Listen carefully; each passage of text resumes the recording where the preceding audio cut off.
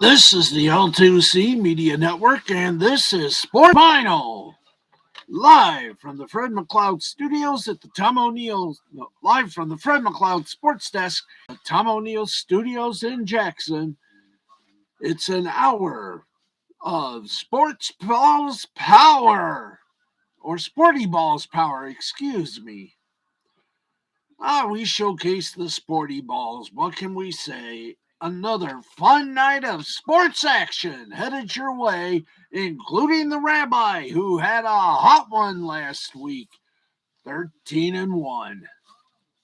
How good will he be this time? Well, you'll just have to find out. We are presented to you by the L2C Media Network and its affiliates throughout the world.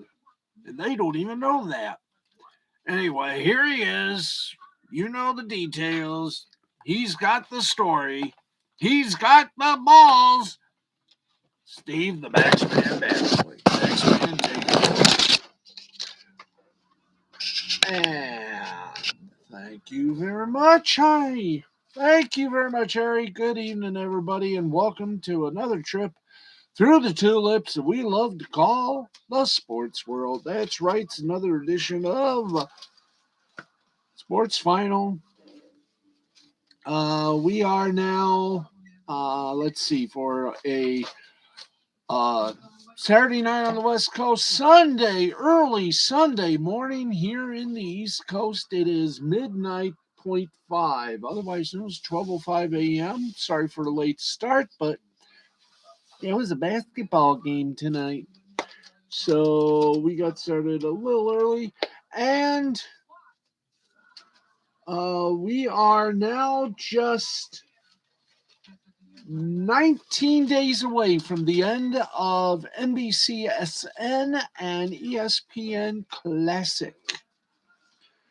So our countdown's going to be fun. Anyway, we got some sports for you. That is, if we got our teleprompter working. It's been on the fritz today, but I think we're going to do it just fine. Let's open up the teleprompter. Let's put it in the middle so I can read it. We have our bell in case anything is fine. Yeah. There we go. It signals. Okay, and sadly, no more college football after tonight. We've only got one game anyway to talk about. That's the Army-Navy game. We'll tell you about all that, plus a few other things in the world of sports that we'll touch in tonight as we continue to annoy the critics with our passion for sports and humor and things that go bump somewhere in the night. Let's get started on our wayward wind here. We're also going to update you on UFC 269. But right now, after we do all that, we got to first start with some sporty balls. That's right. It's time for our basketball segment, and all of our scoreboard is sponsored or presented. Either word will suffice here on this program. We are presented by Caesar Sportsbook. Remember, we are all Caesars. And with that spoken, little phrase that pays, let's get you with all the final scores. That's right, finally, final scores on a Saturday night. Here we go. Los Angeles Clippers beat the Orlando Magic 106-104. Utah Jazz, where we just realized they do play jazz in Utah. They defeated the Washington Wizards 123-98. The Miami Heat dispatched the Bulls with relative ease, 118-92. Memphis Grizzlies over the Houston Rockets by a score of 113-106. Cleveland Cavaliers outdueled the Sacramento Kings 117-103. Denver Nuggets over the San Antonio Spurs, 127-112. 76ers over the Warriors. That was the ABC game tonight. And that was a 102-93 Big Bang win. And we'll tell you it was also history made in that game tonight. We'll tell you all about it during our detailed sports headlines. But right now, we kick it off with some women's basketball. Yes, we go to the women's basketball, and let's do it this way. Come on, boys. There we go. Yeah, let's here we go. There we go. All right, time now for a little women's college basketball, and that's what we plans on doing. College basketball time is coming up next as we say hello to the ladies of college basketball. That's right, let's bang chung here, folk. And oops, sorry, bloop. Did we not bloop? Yes, we did bloop. Oh boy, did we bloop. Okay. This is going to be fun. All right. Finally getting into it. And let's go to the scores. I've already done who we're presented by. We are not doing the brackets because it ain't time for that yet. So come on. I mean, what are you trying to pull here, boys? Come on, guys. Let's get to the reason why we're in this portion. All right, time now for the women's basketball scoreboard. Everybody ready? And here we go. Number 3, Connecticut over UCLA 71-61. Number 11, Texas over Idaho 83-43. And that's it? Wow. Are we sure that's it? Can we get a Commandante here?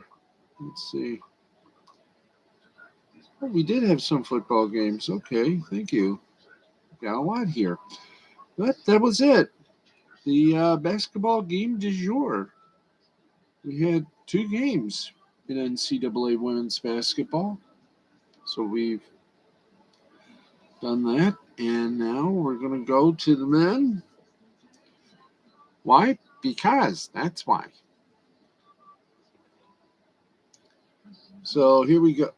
Why does it say top 25? We're supposed to get all of them. Well, okay, we'll leave it as this. Okay. We got one game left to play. 3:46 left on the time clock. 14th ranked Houston leads 9th ranked Alabama 75-74.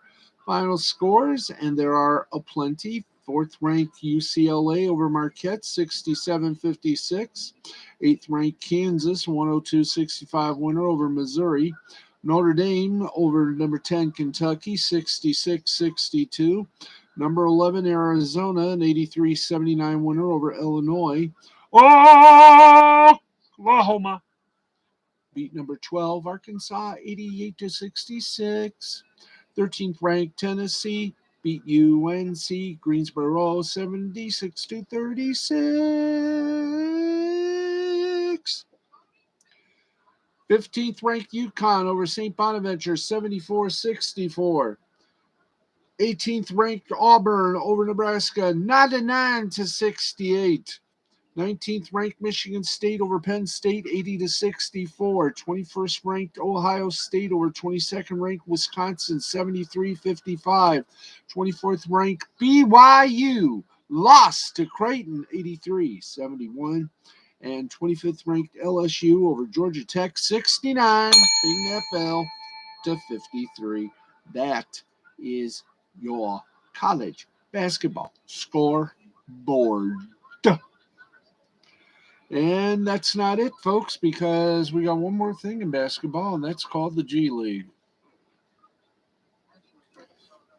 That's right. Here we go with the G League. By the way, the Winter Showcase returns to Vegas December 19th through the 22nd. Something about that makes things all better. Okay, boys and girls, let's give you the runaround, if not the two rounds, and boop. We boop. Yeah. Oh, okay, we booped. We booped a little. Okay. All right, we're ready. The Maine Celtics over the Raptors, 905, 134 to 106. Delaware Blue Coats over the Capital City Go-Go, 107-93. The Mexico City Capitanes over the Greensboro Swarm, 108 to 99. Iowa Wolves over the Fort Wayne Mad Ants, 110 to 105. College Park Skyhawks lose to Long Island Nets, 117-110. And the Lakeland Magic, yes, the Lakeland Magic over the lost to the Birmingham Squadron, 95-88. Sioux Falls Skyforce Windy City Bulls game was postponed. And the Austin Spurs beat the Texas Legends 116 to 105. And a final score just in: the Stockton Kings over the South Bay Lakers 111 to 109. And that, my friends, is your basketball segment. Let's now go to the segment that we all love and enjoy because I get to play the kazoo for it. That's right. It is time for hockey.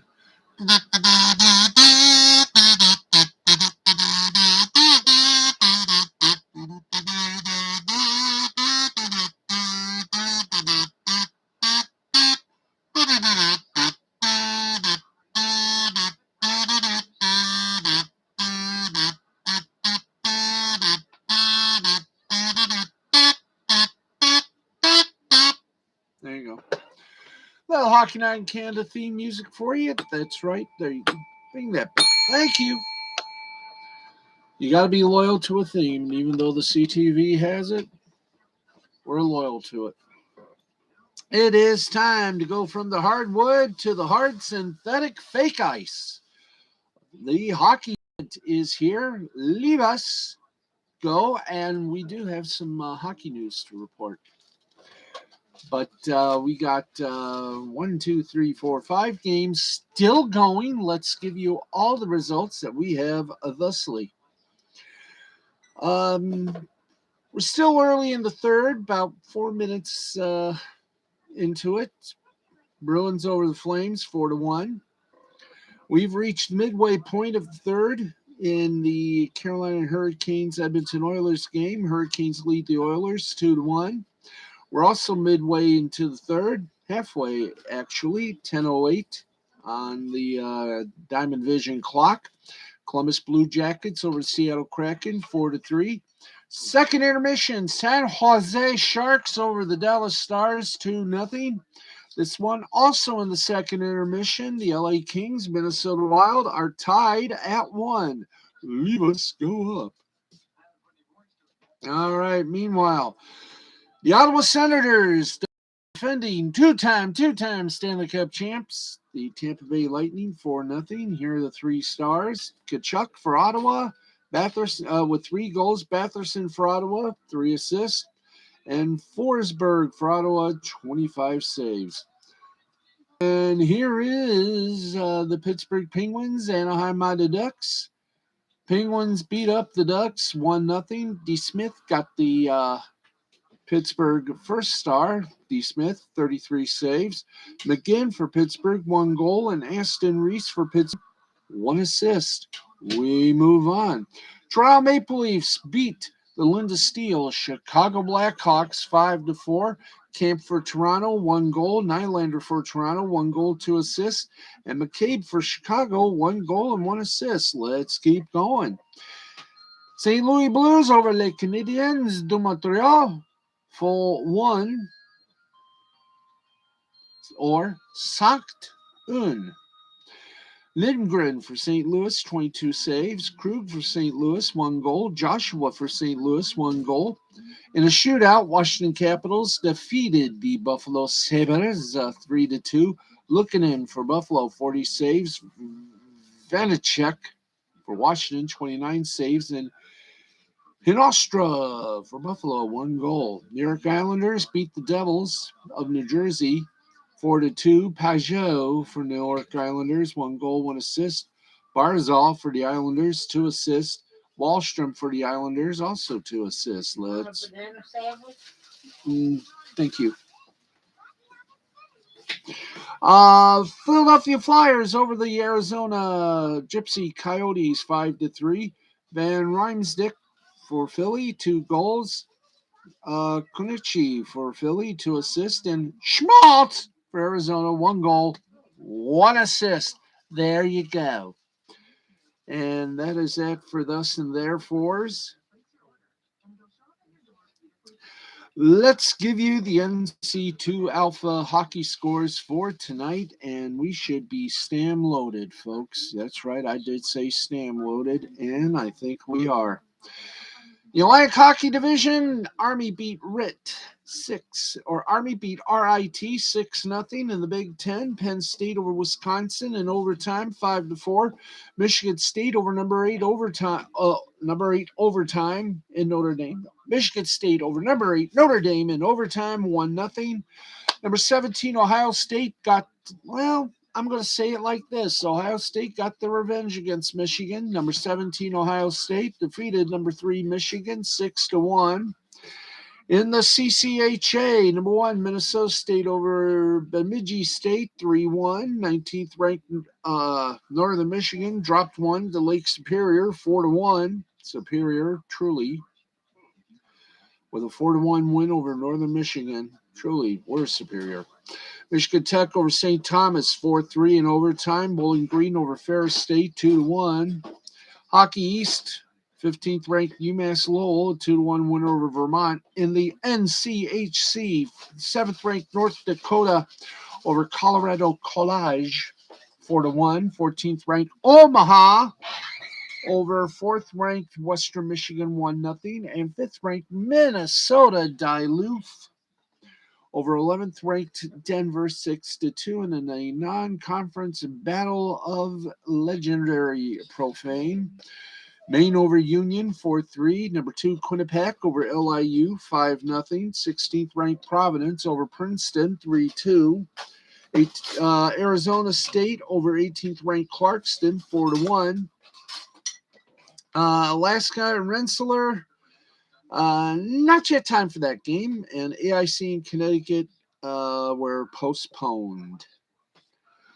And that, my friends, my good friends, my Goombas, is that for the college men.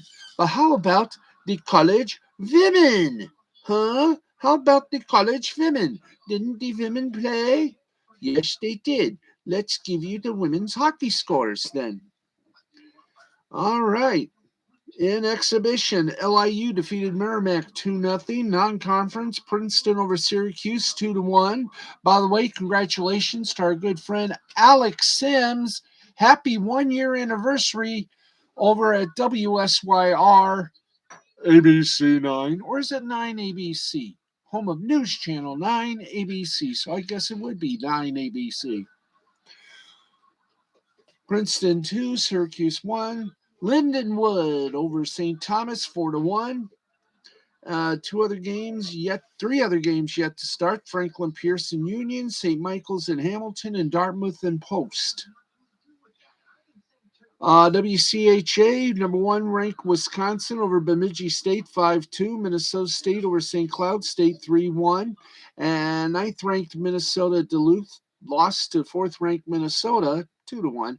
Now we can say that's it. Yes, friends, that's it for the college portion. Time now to go to our favorite thing, and that is we can push the button on the prompter. Give you a little. Thank you. Thank you, gracias and gracias. Okay, let us. Well, I did. It's on the bar. Anyway, to continue. Let's get you all the scores. 4:52 remaining in the third period, or as we like to call it, regulation time. San Diego Gulls leading the Ontario Reign 3-1. Meanwhile, the Stockton Heat over the Tucson Roadrunners 5-1. Abbotsford Canucks over the San Jose Barracuda 5-1.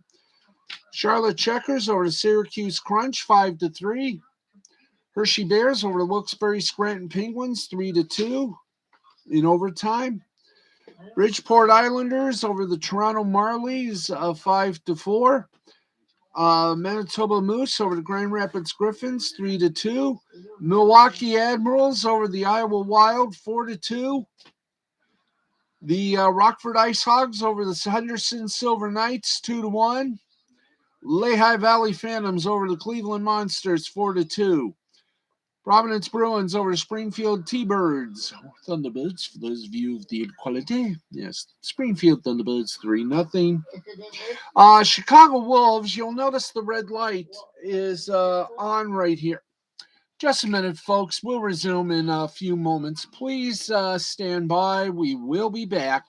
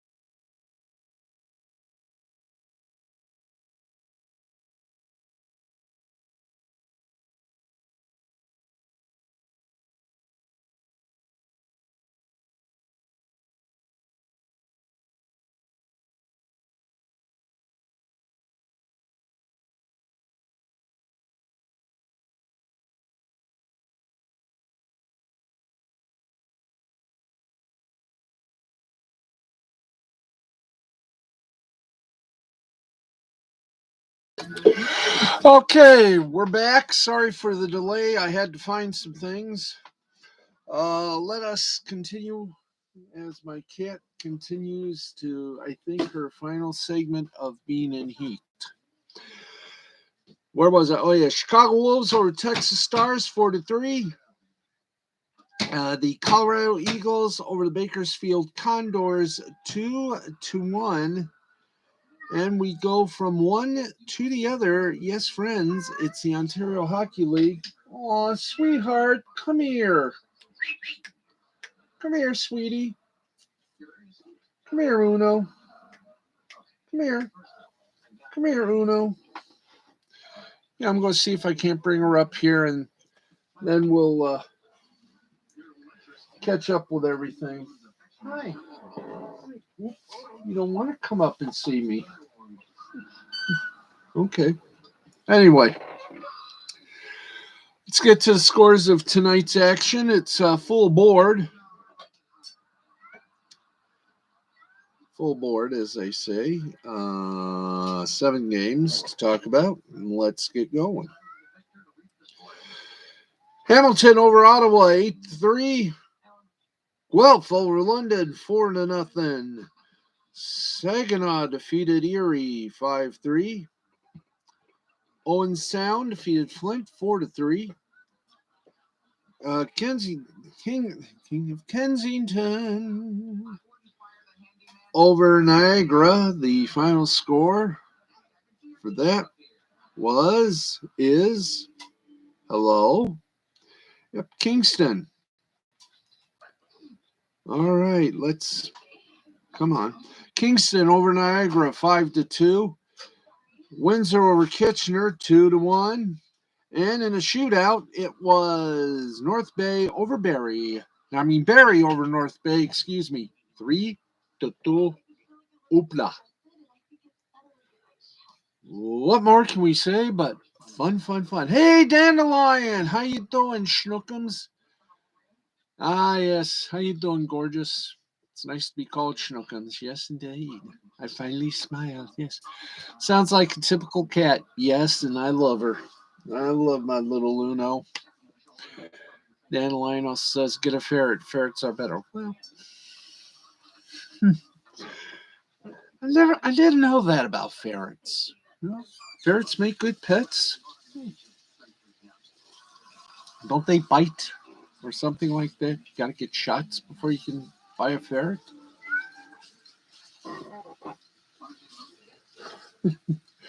I dare you to climb up the couch. Anyway. Okay. I told you this is going to be fun and exciting. Ferrets are clean, respectful. They are wonderful. I gotta agree, ferrets are pretty good. They are getting a bum rap, but they're very good. They're like cats for dog people. Nice. They get rid of mice, huh? I ask with cerebral doom. Yes, I ask with good questioning. Okay. We did the NBA, did the basketball. Did we have any football tonight? Yeah, we did. We had the Army-Navy game. Navy defeated Army 17-13, and since I have family members on both sides, I just say go Armv. I'm neutral when it comes to the Army-Navy game. I'm like what I am when it comes to the USA versus Mexico soccer. Neutral. I know where my bread's buttered. I'm the DMZ, the demilitarized zone, when it comes to the Army-Navy game. Yes, no mice if you have a ferret in the house. Ooh, might have to see about that. They're good sleeping companions, I hope. Anyway, speaking of which, let's get to it. Get to the NFL, and that means getting to the rabbi. So here we go. Oh boy, things are not going well in Jacksonville. Since when? The Jaguars have lost 10 out of their first 12 games under Urban Meyer, and tensions are boiling over, reportedly, between the first-year head coach and his players. Tom Pellizzaro of NFL Media reports Meyer has recently had multiple run-ins with players and other coaches on his staff. One of the most public debacles involves star running back James Robinson, who hasn't played more than 52% of offensive snaps over the past 2 games. While Meyer said his lack of playing time is injury-related, Pelissero reports that Meyer ordered Robinson's benching after a fumble recorded early in the loss to the LA Rams last week. He reportedly had running backs coach Bernie Parmalee stop Robinson from re-entering the game as Carlos Hyde took over. When quarterback Trevor Lawrence asked Meyer about Robinson's status, he was then allowed to return to the field. Several Jaguar players also reportedly voiced their frustration to Rams players after the game. Additionally, during a staff meeting, Meyer reportedly delivered a harsh message saying that he's a winner and that his assistant coaches are losers. He reportedly challenged each coach individually to explain when they have ever won and forced them to defend their resumes. In another reported instance, free agent addition and wide receiver Marvin Jones became so angry with Meyer's criticism of the receivers that he left the facility until other staff members convinced him to return. He then had a heated argument with Meyer at practice. Now, this is hardly the first report or development that has cast Meyer in a negative light. The former Ohio State coach embarrassed the Jaguars in October when he was filmed getting a bit too friendly with a young woman at a restaurant on their bye week. It was then reported that his situation had reached a crisis point in the locker room. One player reportedly said that Meyer has no credibility and had very little to begin with. No kidding! He hasn't even coached an NFL team. If things didn't start well with Meyer, they haven't gotten better. The NFL insider for CBS Sports, Jason La Canfora, even reports that general manager Trent Balk has become a strong proponent of assistant head coach, inside linebackers coach Charlie Strong, should ownership part ways with Meyer after just one season. Now it remains to be seen if Shad Khan, yep, that's Big Daddy too, Tony Khan of All Elite Wrestling, would make such a decision, but it sounds like it could be possible. Oh boy. Oh George. Oh lordy. Well, it is time in this segment of the show to bring you football fans the usual amount of hysteriola, otherwise known as it's time. Yes, it is time to bring you the rabbi. That's right. It is time to walk that mile all the way to the Vatican Football League for our good friend, Monsignor Rabbi Hiram Shecky Fleischman. And the Week 14 version of Rapping with the Rabbi. Here's Harry. Here's Harry. Hello, Harry. Thanks, man, and welcome everybody live from the Vatican Football League, which is just 2 blocks away from the Vatican, St. Peter's Square in Rome, Italy. This is Rapping with the Rabbi. Here's truly Avon Stuttgart, your announcer, and here he is to bring us an exciting, I hope, better than last week, Monsignor Rabbi, and also Commissioner and Substitute Referee for the Vatican Football League, Monsignor Rabbi Crossways, handles up and down. Monsignor right. Rabbi, it is all you. What is this topic that you were talking about in the intro?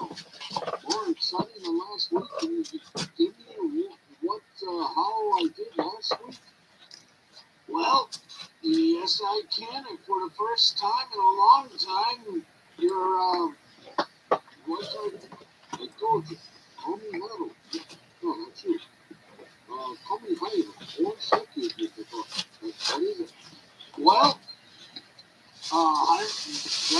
Monsignor Rabbi Hiram, please. Okay. Yes, that's okay. But for the first time in a couple of years, last week, week 13, you went 13-1. You're kidding. What the fuck that team did I lose to?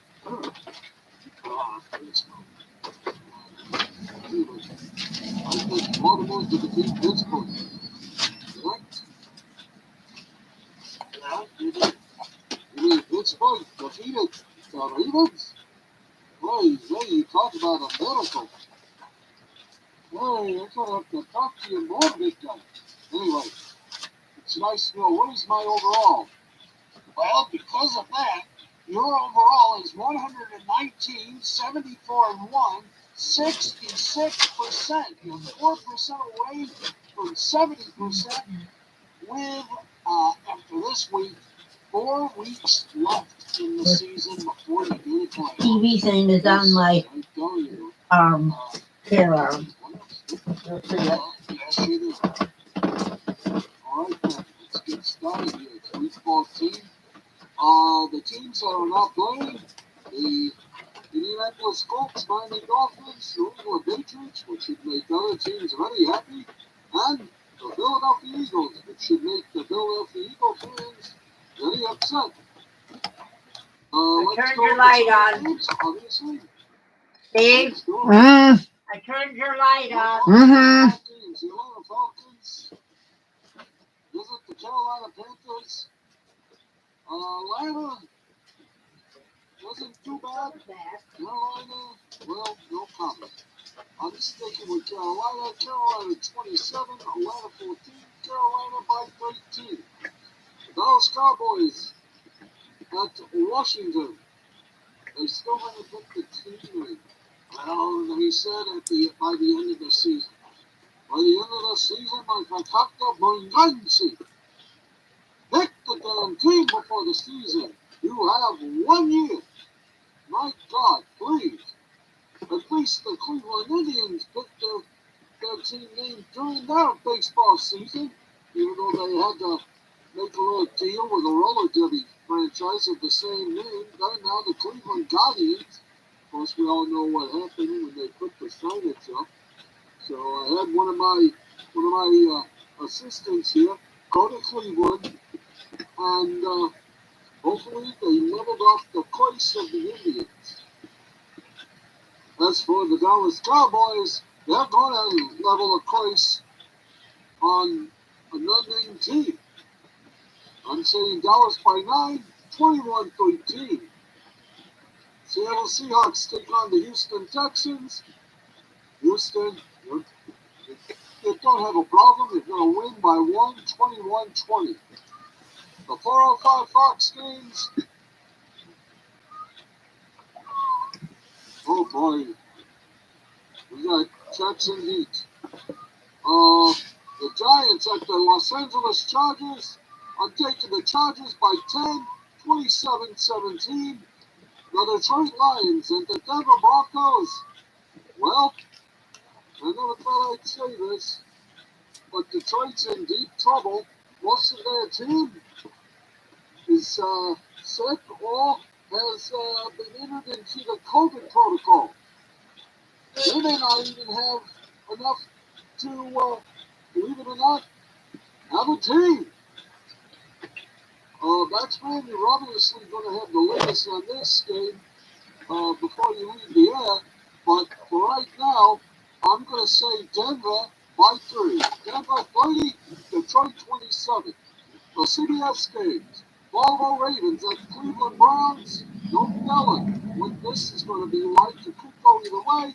But the Ravens, they need to win out all out and put Cleveland out of their misery. Or is it going to have a surprise for everyone? I don't think so. Baltimore by 3, 17-14. Jacksonville Jaguars taking on the Tennessee Titans. Well, I'm going to say is Jacksonville better be grateful the Lions won because they actually win this week. Jaguars don't have to worry. Next round drop here. They might do it again. They're close to it. Tennessee by 10, 20-10. Las Vegas Raiders at the Kansas City Chiefs. This is just great. Vegas was going pretty good, and now they schmutzed it up, and they're going to keep schmutzing it up. I'm saying Kansas City by 13, 27-14. New Orleans Saints at the New York Jets. I wish I could give the Jets a pep talk. I'd tell them what they can do.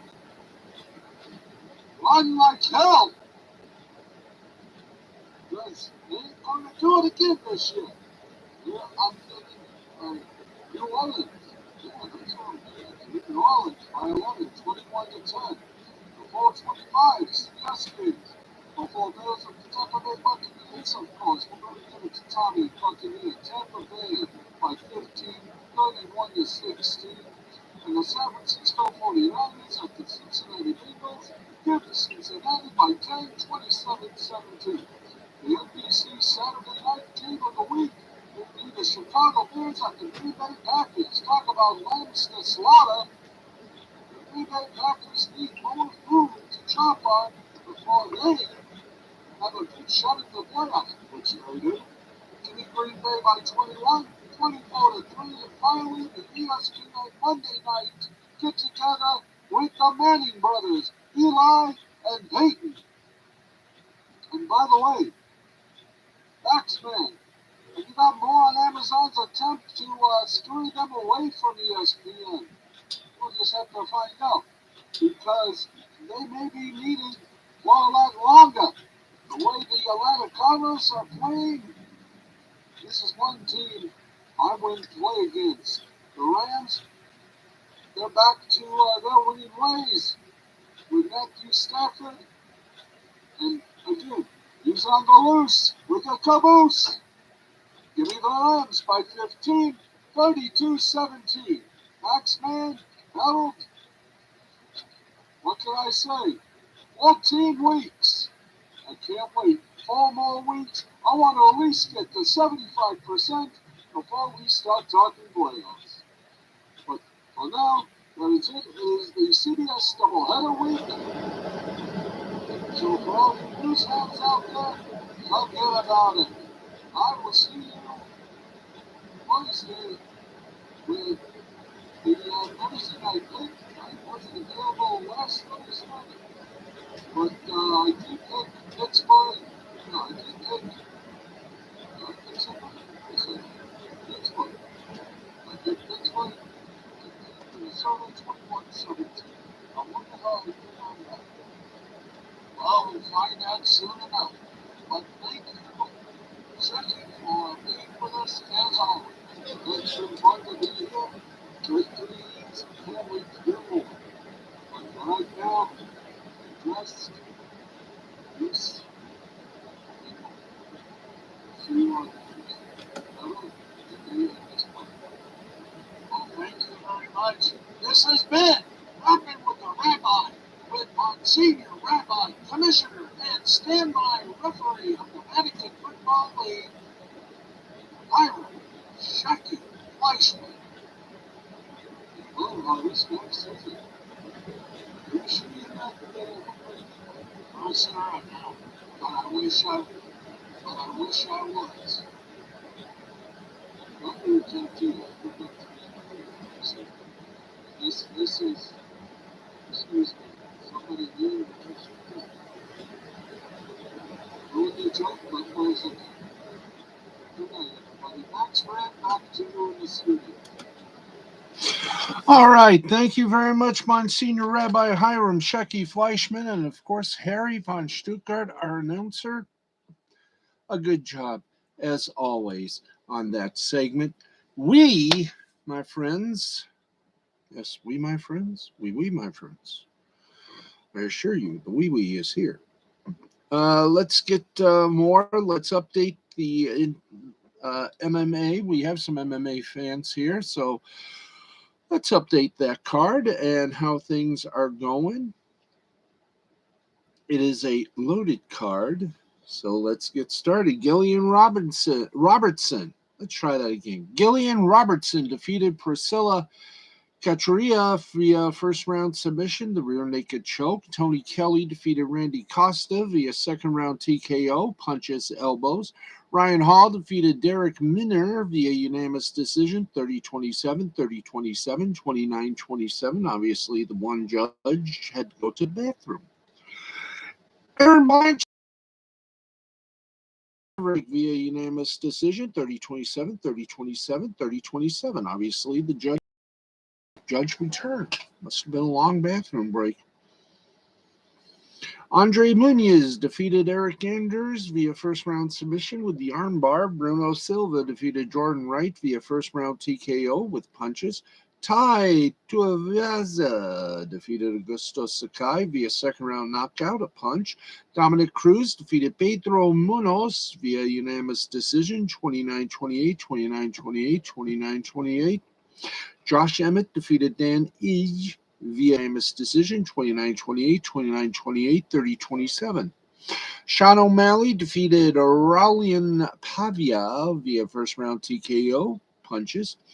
Kai Kara France defeated Cody Garbrandt via first-round TKO, punches. Jeff Neal defeated Santiago Bibio via split decision, 28-29, 30-27, 28-29, 30-27, 29-28. And the final one, before the main event, Juliana Pena defeated champion Amanda Nunes via second-round submission, the rear naked choke. And in our main event, Charles Oliveira, the champion, defeated Dustin Poirier via third-round submission, the rear naked choke. So there you go. Okay, let's keep going. In college football, Notre Dame football recruiting is gone wild. One of the nation's top uncommitted cornerback prospects in the 2023 class has made his college pledge. Justin Rhett, four-star cornerback from Bishop Gorman High School in Vegas, announced his commitment to Notre Dame on Saturday evening. Rhett chose the Fighting Irish over Alabama, Georgia, Oregon, USC. The high school junior recently spoke with Irish Illustrated about his feelings on new coach Marcus Freeman's squad. The 6'1", 192-pound defensive back is ranked as one of the top prospects in the 2023 recruiting class. According to 247 Sports composite rankings, Rhett is listed as the number 2 player out of Nevada, the number 10 cornerback, and the number 101 overall prospect. He helped the Gales post an 11-1 record and a 56-7 win. In the 5A state championship game, their 11th state championship in the last 13 seasons. He is the 7th prospect to commit to the Fighting Irish during the 2023 recruiting cycle, all of which are 4- or 5-star players. That class is currently ranked number 2 in the country behind Georgia. Needless to say, Freeman's second recruiting class in South Bend is already shaping up to be a good one. If he can piece together a good class during the current recruiting cycle, it'll go a long way towards Freeman getting championship-level talent in the program. But then again, we are talking Notre Dame. Yes, we are, and we'll be talking more sports. Let's go to it. And Oregon didn't take too long to hire their new coach. Georgia defensive coordinator Dan Lanning has been hired as the next coach at Oregon, the university announced this evening. Lanning joined the Bulldogs program in 2018 as linebackers coach, has served in the role of defensive coordinator since the 2019 season. Lanning will fill the vacancy created by Mario Cristobal, recently being named coach at his alma mater, Miami. While Lanning will remain with Georgia for its college football playoff run, his defensive coordinator title will be shared by Glenn Schulman and Will Muschamp for the postseason, Bulldogs coach Kirby Smart announced on Saturday. Wow, that is not bad. And yes, we are in the midst of the bowl season coming up. All right. In other news, Navy beat up and stunned Army 17-13 in their annual showdown, which just happens to mean that the college football season is officially over. Now we got just the bowl games left. The annual showdown at MetLife Stadium, East Rutherford, New Jersey. Army's quarterback Christian Anderson was stopped 1 yard short on 4th and 4 with a minute 27 left to play to hand the ball back to Navy on the midshipman 46-yard line to seal it and give the midshipmen the honor of singing second following America's game. The win is the second in 3 years for the midshipmen over the rival Army Black Knights. By virtue of Army's win over Air Force, Air Force's win over Navy, and the midshipmen's upset victory on Saturday, the Commander-in-Chief's trophy will be shared for the first time since '93. Army will retain physical possession of the hardware. Navy was down 10-7 at the half, but embarked on a 10-play, 74-yard drive that culminated with a Ty Levitai touchdown on its first drive of the second half to take the lead. It then marched 49 yards on 15 plays, gobbling up 8 minutes 56 seconds at a drive that bridged the third and fourth quarters and culminated with a field goal to make it a 4-point game. Now, while the game slowed down a bit in the second half, it started out with plenty of fireworks, and it was wild. It was wild. What can we say? But congratulations to Navy on a job well done. In soccer, the New York City Football Club beat the Portland Timbers in the 2021 MLS Cup. New York City's football club, New York City FC, have their first MLS Cup in franchise history. They defeated the Portland Timbers in their home via a penalty shootout after the match ended 1-1 after regulation and extra time. Founded in 2013, NYCFC got an early goal from Golden Boot winner Valentine Castellanos, who capitalized off some clumsy goalkeeping in wet conditions from Portland keeper Steve Clark. Felipe Mora scored the equalizer at the death,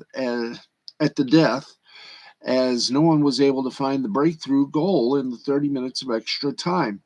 NYCFC keeper Sean Johnson was the hero in this one as he made 2 clutch saves to secure a 4-2 shootout win to clinch the title. And we've already done that other side. And Alabama quarterback won the Heisman Trophy. Quarterback Bryce Young takes the award. The Alabama Crimson Tide was the 6th team to go back-to-back since 2009. Ah, yes, friends. And you're probably all asking yourself, hey, the Lions finally won one. How can they get into the playoffs? Well, I'm glad you asked. I'm glad anyone asked. And by the way, because of our little favor we had to do here at the Casa, we're going to go over our usual amount of time tonight. We like to finish the show without having to, get lost. So here we go. Here's a crazy NFL playoff scenario that would get the 10-1 Detroit Lions to the postseason.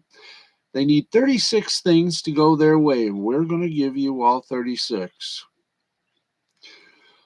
Although there is more than one route for the Lions to get to the playoffs, most of them involve multiple tie games over the final 5 weeks of the season, and we're going to cut down on ties, so we picked a route that only features one tie. Heading into Sunday's Week 14 game, the Lions will need a total of 36 things to go their way in order for them to make the playoffs. Without further ado, let's check out everything Lions need to make the playoffs.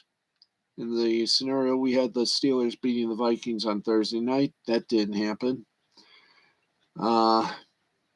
Despite Minnesota's win, the Lions can still get in, and here's how. Week 14 results that the Lions need to keep their playoff hopes alive. Of course, the Lions must beat the Broncos. Vikings must beat the Steelers. Cowboys must beat Washington. The Texans beat the Seahawks. Jets beat the Saints. Panthers beat the Falcons. Chargers beat the Giants. Bengals beat the 49ers. And Packers beat the Bears.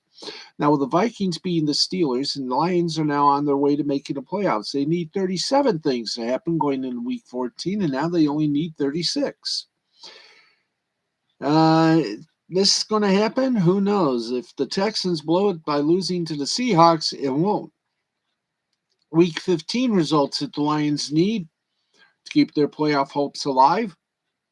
Lions beat the Cardinals, Eagles beat Washington, Cowboys beat the Giants, Bills beat the Panthers, Falcons beat the 49ers, Rams beat the Seahawks, Buccaneers beat the Saints, Bears beat the Vikings. And Week 16 results, the Lions need to keep their playoff hopes alive. Lions beat the Falcons, Rams beat the Vikings, Eagles beat the Giants, Buccaneers beat the Panthers, Cowboys beat Washington, Seattle beats the Bears, Dolphins beat the Saints, and the Titans beat the 49ers. And in Week 17, here are the results. Lions need to keep their playoff hopes alive. Lions beat the Seahawks. Saints beat the Panthers. Bills beat the Falcons. Eagles beat Washington. Packers beat Vikings. Texans beat 49ers. And the final week, the Lions beat the Packers. Saints tie the Falcons. Giants beat Washington. Buccaneers beat Panthers. Bears beat Vikings. Rams beat 49ers. It's that one thing. Saints have to tie the Falcons. The Lions will be officially knocked out of playoff contention if they lose to the Broncos. And even if they beat Denver, they can still be eliminated in Week 14. Translation, they would have to run the board with wins to at least get a shot. Now, should any, if all, 36 things happen, here's how the NFC playoffs will look like. Buccaneers, 13-4, Cowboys 13-4, Packers 13-4, Cardinals 12-5, Rams 12-5, Eagles 9-8, Lions 6-10-1. Wow. If all this happens, most people would probably assume Detroit will lose by 70 to Dak Prescott and the Cowboys in the wild card round.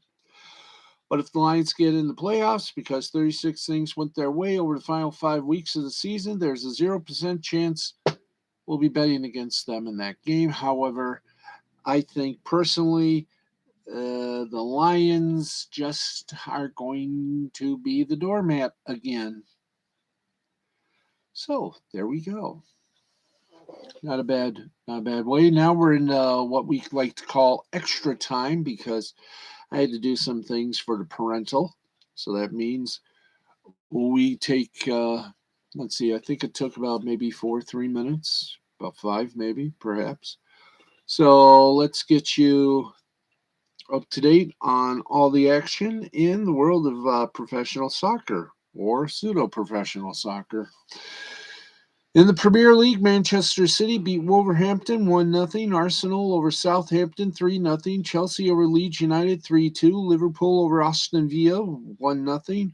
Manchester United over Norwich City 1-0. In the Scottish Premiership, it was Livingston over Dundee United 1-0. Ross County over Dundee 3-2. Aberdeen over St Johnstone 1-0. St Mirren over Hibernian 1-1. Championship action was Huddersfield Town and Coventry City 1-1, Cardiff City and Birmingham City 2-2, Blackburn Rovers over Bournemouth 2-0, Derby County over Blackpool 1-0, Hull City and Bristol tied at 2, Luton Town and Fulham tied at 1, Peterborough United and Millwall 2-1, Preston North End and Barnsley 2-1, Stoke City and Middlesbrough scoreless, Nottingham Forest and Swansea City 4-1. West Bromwich Albion and Reading 1-0 in the FA Cup Super League for women. Reading over Chelsea 1-0. And of course, for the final momentation of time and punishment, we got the let's go to the Australian A-League. Western United 1, Brisbane 0. Adelaide lost to Melbourne 2-1, and MacArthur over Western Sydney 2-0. And once again, for you folks out there who may have watched it, the Portland Timbers and the New York City Football Club tied at 1. New York City Football Club won 4-2 on penalties. Yay.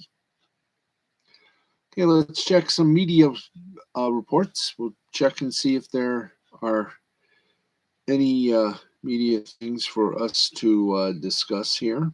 Did we make mention? No, I don't think so. But we'll mention it.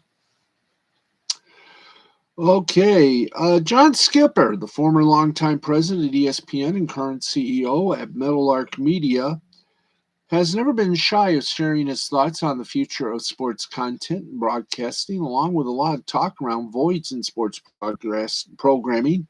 Skipper said that he foresees a pay-per-view Super Bowl and the alleged role that ESPN plays in shopping college football, to say nothing of all the extensive talked about the changes DAZN was going to bring to the U.S., many of which did not happen, unfortunately. Skipper recently joined fellow Meadowlark member Dan Lebitard and the former president of the Miami Marlins, David Sampson, on an episode of South Beach Session podcast. A key part of the conversation started with a discussion about the skyrocketing price of college football salaries and how that relates to TV broadcasting rights. And one of those things that was said was Skipper then noted that the first TV deal he worked on was with the Big Ten. The conference pushed back for a large increase in rights fees, which caused ESPN to balk. That caused then Big Ten Commissioner Jim Delaney to begin the process of what would become the Big Ten Network, something that Skipper seems to regret letting happen. Quote, "The first conference deal I worked on was the Big Ten, which came up in 2005. We were competing with Fox. We did a 10-year, $1 billion deal. That was the first billion-dollar deal in college sports for the rights to most of the Big Ten games. They kept some games for the Big Ten Network. We should never have let the Big Ten Network happen at ESPN. It wasn't good for our business that those games leaked out of the system. But Jim Delaney had the smart idea to launch a network with Fox, and that also was good for business, even though it had a rough start. Given how motivated Delaney was at the time, it's hard to think ESPN could have prevented the move, short of paying a king's ransom. And if Skipper thought that rights deal was big, he might blush at the next one the Big Ten is likely to negotiate. The Big Ten Network led to the Pac-12 Network, which led to the SEC Network, powered by ESPN, the ACC Network, powered by ESPN, and so on, powered by ESPN. And now a lot of college sports content has been piecemealed to specific services and broadcasters where audiences have to pay more in order to get access to all of it, assuming those specific networks have deals with your specific cable provider. Skipper sees an eventual shift back to the traditional cable model when viewers get tired of scrambling to find the games they want to watch. Perhaps it's also possible that these growing pains will be accounted for as the industry adjusts for the new era streaming services like ESPN Plus, part of Disney Plus. Content providers and rights holders, we're still seeing how the impending death of the regional sports networks, the rise of Amazon, the introduction of new players, and the expansion of streaming services are impacting the media rights world. Well, we hope to be a part of that. Who knows? It would be fun. Dick Vitale received medical clearance. Can we get back to that story? Thank you, boys. We got our boys. To call tomorrow's Baylor-Villanova game courtside. Amazon, and this is what the rabbi was asking about, because this is mighty interesting. But with the popularity of the Manning cast for Amazon, they're interesting. They're interested. I shall read. The Manning cast has been a relatively unqualified success by just about any measure. It's attracted and held an audience, been met with plenty of deserved critical acclaim, and has led to plenty of viral social media moments throughout the inaugural season. It's gone so well, in fact, that despite not yet completing the first year of a 3-year deal with ESPN, there's already speculation that the entire thing could be poached by another outlet once the ESPN deal expires. According to Front Office Sports' Michael McCarthy, Amazon is interested in pairing Peyton and Eli with Thursday Night Football, which will be moving to exclusively to Amazon in 2022. Andy Jassy, the new president and chief executive officer of Amazon, is a huge sports fan. Another one sports executive with 2020 sales of $386 billion, Amazon could pay whatever it takes to land the brothers as it takes over exclusive national coverage of Thursday Night Football next year. Amazon could just come in with a ton of money for the show, plus Amazon Prime content deals for Omaha Productions, then move Manningcast over in 2 years. Now, none of the parties involved commented, as you expect, and McCarthy notes that ESPN, as we screw up, might have an exclusive negotiating window in place to retain the program before an outside network or a streaming platform could make a run at taking it away. So, could the main cast be going to Amazon? It's possible. Amazon is one of the only corporations in the world that can match Disney in terms of spending, after all. And there have been plenty of reports that they very much want to be taken seriously with their Thursday Night Football coverage. McCarthy notes possible synergy options. Steve, speak fast, not think. The possible synergy for Omaha Productions within Amazon as well. That's harder to see. Monday Night Football is still Monday Night Football, and ESPN and Disney have worked very, very hard to shore up their relationship with the Football League of NFL. That included the Manningcast calling a playoff game, with ABC returning to the Super Bowl rotation in 2026. It is not hard to see a scenario where Peyton and Eli feature in that coverage in some way. That is, if they're still interested in doing this for 10 weeks a year. Plus, while streaming is probably the future, it's not immediately going to provide a larger audience than the current linear setup, and that's likely to be the case for at least as long as Peyton and Eli will want to keep doing it. And ESPN Plus has already soaked any of that audience migration anyway. Disney offers just as much, if not more, synergy for any supplemental production deals. Now, putting the speculation cap on it, it feels more likely that, yes, other outlets would want to grab this property, which would basically be plug and play anywhere. It's easier to see a world in which ESPN moves early to lock things down on a longer term basis, perhaps with more weeks per season as well. Obviously, as with everything Manningcast related, that's only if the Mannings want to do it. The Mannings, have all the leverage. Okay, we got one more segment. We might as well do it and get it over with, so we can all say our bon chance and sleeps. And my cat could stop meowing. She's got food. Yes, she's got water. I think she's got milk or watered down ice cream. Anyway, I'm going to see about getting her some distilled water. Okay, are we ready? Okay, I've given most of the things here. Okay, in basketball in Italy, Pesaro over Treviso, 73-63. In Espanyol, Manresa over Gran Canaria, 82-80. Juventud Badalona over Real Betis, 84-82. Baskonia over Bilbao, 101-86. Marica over San Pablo Burgos, 102-84. In hockey, Swedish hockey, Brynäs over Frölunda, 4-0. Oskarshamn over Timrå, 6-3. Rogel over Skellefteå, 3-0. Farjad over Leksands, 3-2. Malmo over Luleå after a penalty shootout, 2-1.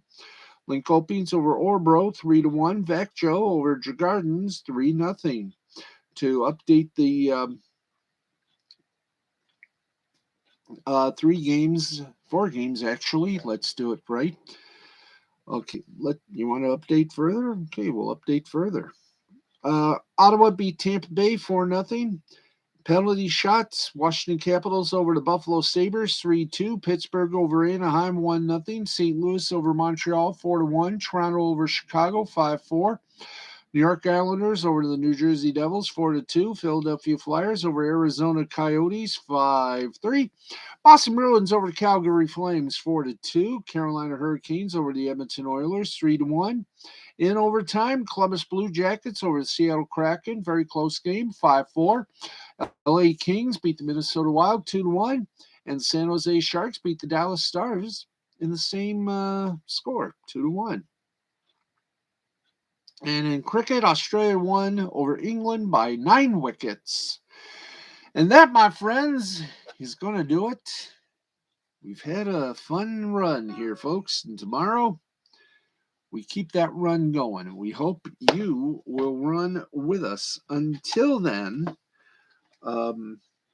keep your stick on the ice. And that is going to wrap it up.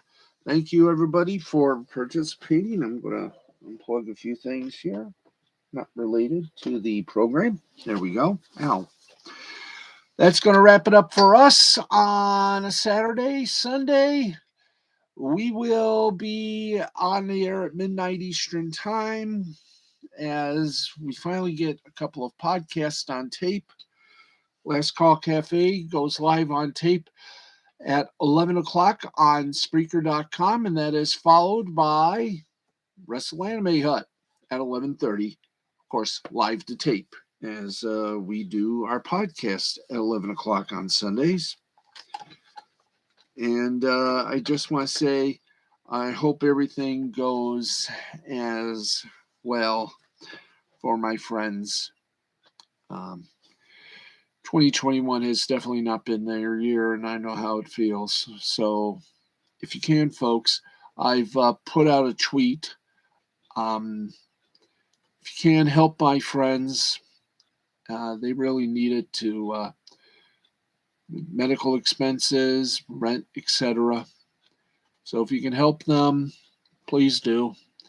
I've put the tweet on my Twitter page at Lugnut6. Go there and go to where they have the fundraising and help them out.